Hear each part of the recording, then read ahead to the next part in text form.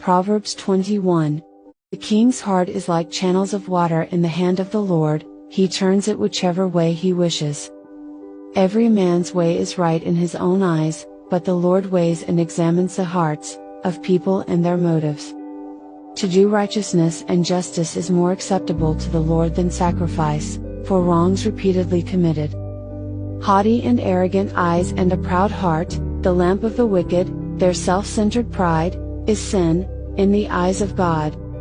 The plans of the diligent lead surely to abundance and advantage, but everyone who acts in haste comes surely to poverty. Acquiring treasures by a lying tongue is a fleeting vapor, the seeking and pursuit of death. The violence of the wicked will return to them and drag them away, like fish caught in a net, because they refuse to act with justice. The way of the guilty is exceedingly crooked, but as for the pure, his conduct is upright. It is better to live in a corner of the housetop, on the flat roof, exposed to the weather, than in a house shared with a quarrelsome, contentious woman. The soul of the wicked desires evil, like an addictive substance, his neighbor finds no compassion in his eyes.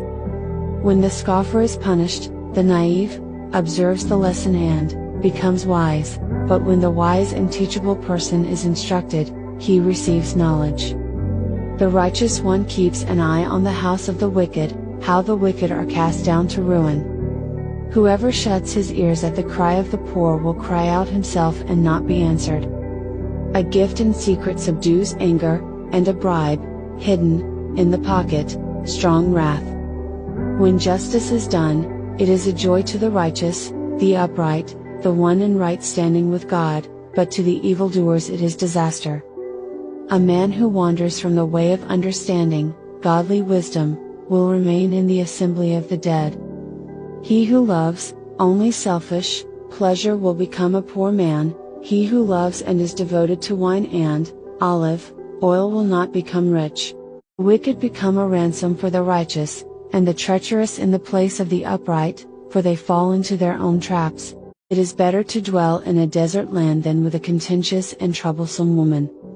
There is precious treasure and oil in the house of the wise, who prepare for the future, but a short-sighted and foolish man swallows it up and wastes it.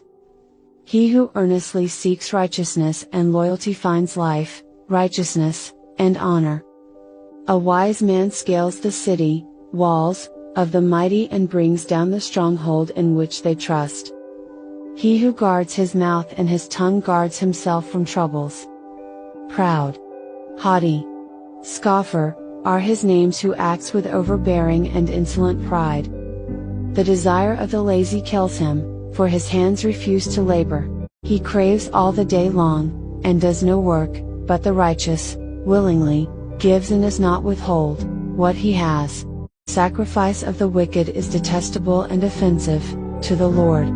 How much more unacceptable and insulting can it be, when he brings it with evil intention?